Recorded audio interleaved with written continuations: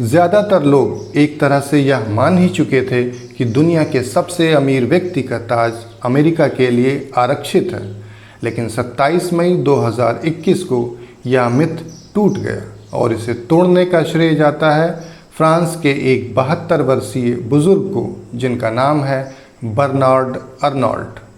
Bernard एक businessman हैं और दुनिया की सबसे बड़ी लग्जरी कंपनी LVMH के चेयरमैन और CEO के रूप में जाने जाते हैं। बर्नार्ड अर्नॉल्ट ने सबसे पहली बार दुनिया का ध्यान अपनी तरफ तब खींचा था जब मार्च 2019 में उन्होंने वॉरेन बफेट को पछाड़कर दुनिया के तीसरे अमीर व्यक्ति के स्थान पर कब्जा जमाया था। इसके बाद 20 जून 2019 को उन्होंने बिल गेट्स को पीछे छोड़ा और वे दुनिया के दूसरे सबसे अमीर व्यक्ति के रूप में स्थापित हो गए थे।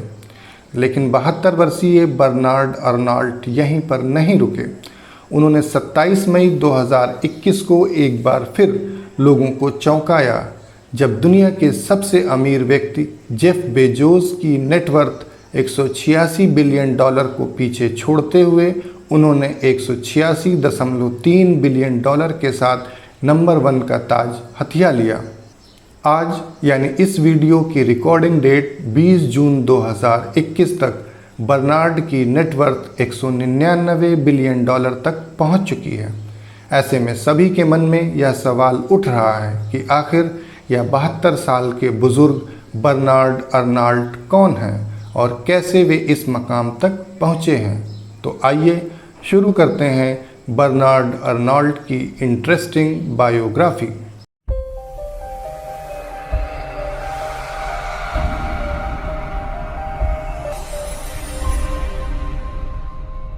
बर्नार्ड का पूरा नाम बर्नार्ड जीन एटियन्ने अर्नॉल्ट है।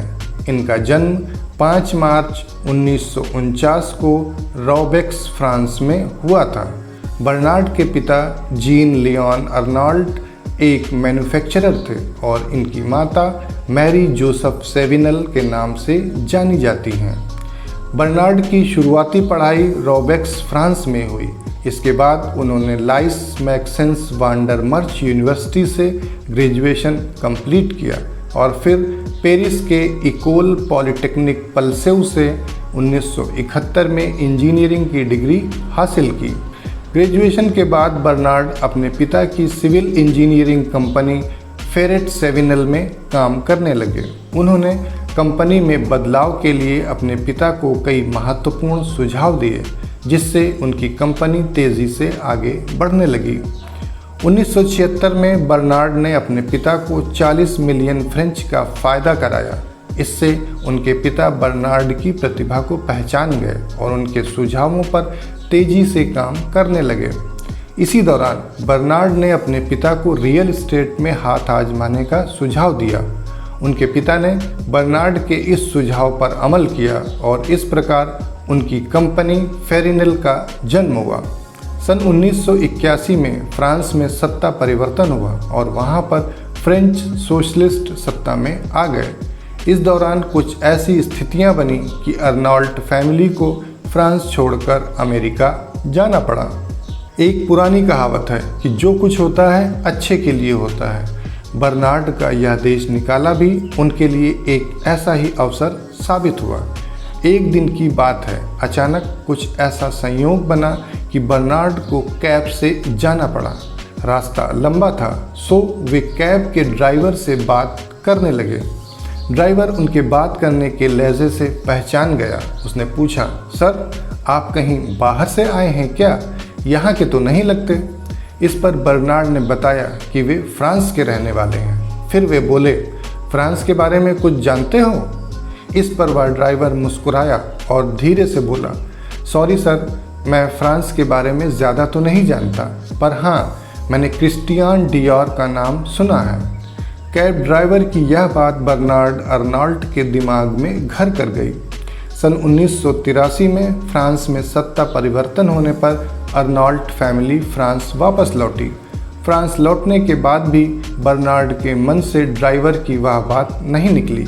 उन्हें लगा कि फ्रांस की पहचान उनके फैशन प्रोडक्ट से है, जिसके लिए उसे सारी दुनिया के लोग जानते हैं, इसलिए उन्हें भी इस फील्ड में निवेश करना चाहिए। और तभी बिल्ली के भाग्य से छींका टूटने की कहावत भी चरितार्थ हो गई।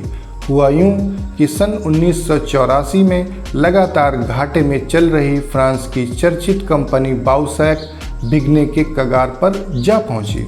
उसका एक ब्रांड था क्रिस्टियान डियोर, जिसकी कैब ड्राइवर ने चर्चा की थी। बर्नार्ड ने इस अवसर को लपक लिया और $95 बिलियन में बाउसैक को खरीद लिया। इसी बीच फ्रांस के मशहूर फैशन ब्रांड लुई विदान का एक अन्य कंपनी मोएट एनिसी में मर्जर हो गया और इस तरह LVMH ग्रुप अस्तित्व में आया। इस ग्रुप के पास डियोर का परफ्यूम बिजनेस भी था। इस वजह से बर्नार्ड की इस कंपनी में रुचि जागी और उन्होंने उसके 24% शेयर्स खरीद लिए। सन 1989 तक बर्नार्ड ने LVMH में $1 बिलियन का इन्वेस्टमेंट किया और उसके 43.5% शेयर अपने नाम कर लिए। इसी बीच 13 जनवरी 1989 को कंपनी के एग्जीक्यूटिव मैनेजमेंट बोर्ड का इलेक्शन हुआ, जिसमें वे 35% वोटिंग सपोर्ट से कंपनी के चेयरमैन चुन लिए गए। चेयरमैन बनने के बाद बर्नार्ड ने कई क्रांतिकारी फैसले लिए, जिससे कंपनी के बिजनेस में ज़बरदस्त उछाल आया। बर्नार्ड की नीतियों की वजह से 11 साल में कंपनी का बिजनेस 15 गुना बढ़ गया और उसका प्रॉफिट 500% तक जा पहुंचा। बर्नार्ड अर्नॉल्ट यहीं पर नहीं रुके। उनका फैशन कंपनियों के प्रति जुनून धीरे धीरे बढ़ता गया। उन्होंने Celine, Mark Jacob, DKNY, Thomas Pink जैसे फेमस ब्रांड खरीदकर फैशन की दुनिया में अपनी धाक जमा दी। इसके साथ ही उन्होंने Italian jewellery company Bulgari, luxury hotel group Belmond और टिफ़नी जैसी मशहूर कंपनियों को भी खरीदा और फ्रांस ही नहीं पूरी दुनिया में उनकी तूती बोलने लगी। फैशन के अलावा बर्नार्ड ने कई अन्य ब्रांड्स में भी निवेश किया है, जिनमें जी बैंक, boo.com और नेटफ्लिक्स जैसे नाम प्रमुख हैं। फोर्ब्स कंपनी के मुताबिक वर्तमान में बर्नार्ड की नेटवर्थ फ्रांस की GDP के 3% के बराबर पहुंच गई है। जहां तक परिवार की बात है, बर्नार्ड अर्नॉल्ट की अब तक 2 बार शादी हो चुकी है और उनके 5 बच्चे हैं। बर्नार्ड की पहली शादी 1973 में एनी डेवरिन से हुई, लेकिन 1990 में ही उनके बीच तलाक हो गया। उनकी दूसरी शादी 1991 में हेलेन मर्सियर से हुई। वे एक पियानो वादक हैं। बर्नार्ड की पहली पत्नी से 2 बच्चे हैं और दूसरी से 3, जिनमें से 1 लड़की है और 4 लड़के। उनकी लड़की डेल्फिन अर्नॉल्ट लुई विदान कंपनी में ही डायरेक्टर और एग्जीक्यूटिव वाइस प्रेसिडेंट के रूप में कार्य कर रही है। उनके 4 लड़कों के नाम हैं Antoine Arnault, Alexandre Arnault, Frederic Arnault और जीन अर्नॉल्ट। इनमें से जीन के अलावा बाकी के 3 लड़के किसी न किसी कंपनी से जुड़े हुए हैं और अपने पिता के बिजनेस में उनकी मदद कर रहे हैं। बर्नार्ड अर्नॉल्ट एक कला प्रेमी व्यक्ति हैं। वे मशहूर कलात्मक पेंटिंग्स के कलेक्शन के लिए भी जाने जाते हैं।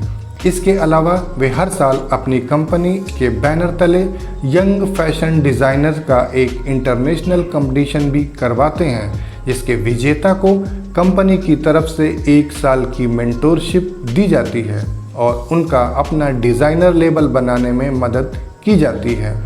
बर्नार्ड नेचर, कल्चर और ह्यूमन वैल्यूज़ के प्रति भी समर्पित रहते हैं। उन्होंने 2019 में अमेज़न रेन फॉरेस्ट में लगी आग को बुझाने के लिए $11 मिलियन दान में दिए थे। इसके अलावा वे कल्चरल और आर्टिस्टिक प्रोग्राम्स के लिए भी समय समय पर सहयोग करते रहते हैं। बर्नार्ड अर्नॉल्ट को उनके आर्थिक और सामाजिक योगदान के लिए समय समय पर विभिन्न पुरस्कार और सम्मान भी प्रदान किए जाते रहे हैं। उन्हें वर्ष 2007 में फ्रांस के सर्वोच्च सम्मान के रूप में सेना के सेनापति का नाम दिया गया था। 2007 में ही उन्हें टाइम मैगजीन ने दुनिया के 100 सबसे प्रभावशाली लोगों में शामिल किया था। उन्हें 2007 में फ्रेंच लीजन ऑफ ऑनर और 2011 में फ्रेंच लीजन ऑफ ऑनर का ग्रैंड ऑफिसर भी बनाया गया। वर्ष 2011 में ही उन्हें Woodrow Wilson international centre for scholars से कॉरपोरेट नागरिकता पुरस्कार प्रदान किया गया। इसके अलावा वर्ष 2014 में the museum of modern art का प्रसिद्ध डेविड रॉकफेलर पुरस्कार भी उन्हें प्रदान किया जा चुका है। बर्नार्ड अर्नॉल्ट के बिजनेस की खास बात यह है कि वे स्टार ब्रांड्स में निवेश करते हैं, ऐसे ब्रांड्स जो अपनी क्वालिटी और क्लास के लिए जाने जाते हैं।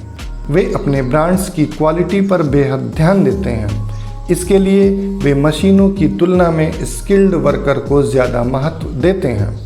वर्तमान में बर्नार्ड के पास 75 से भी अधिक पॉपुलर ब्रांड्स हैं, जिनमें फैशन, वाइन्स, परफ्यूम्स, कॉस्मेटिक्स और ज्वेलरी प्रमुख हैं। उनके अपने ब्रांड्स के लगभग 4600 स्टोर हैं, जिनमें 1,60,000 से ज़्यादा एम्प्लॉय काम करते हैं। वे समय की नब्ज़ पर नज़र रखते हैं। यही कारण है कि एक ओर वे टॉप सिंगर रियाना के साथ कोलैबोरेशन करते हैं, वहीं दूसरी ओर तेज़ी से उभरते हुए ब्रांड्स को अपने ग्रुप में शामिल करते रहते हैं। बर्नार्ड अर्नॉल्ट 72 साल की उम्र में भी बेहद एक्टिव हैं। आज भले ही उनके बिजनेस में उनके बच्चे उनकी मदद कर रहे हैं, पर आज भी वे अपनी कंपनियों के प्रोडक्शन, मार्केटिंग और सेल्स की सभी योजनाओं पर पूरी नज़र रखते हैं और नियमित तौर पर अपने स्टोर्स पर विजिट करके कस्टमर्स का फीडबैक भी लेते रहते हैं। इसके साथ ही वे अपने प्रतिद्वंद्वियों के स्टोर्स पर भी नियमित रूप से जाते हैं, ताकि उनकी मार्केटिंग स्ट्रेटेजी को समझ सकें और उनसे कुछ नया सीख सकें। बिजनेस के प्रति उनका यही पैशन उन्हें दूसरों से अलग करता है और शायद यही कारण है कि वे 199 बिलियन डॉलर के नेटवर्थ के साथ विश्व के सबसे धनी व्यक्ति के सिंहासन पर विराजमान हैं।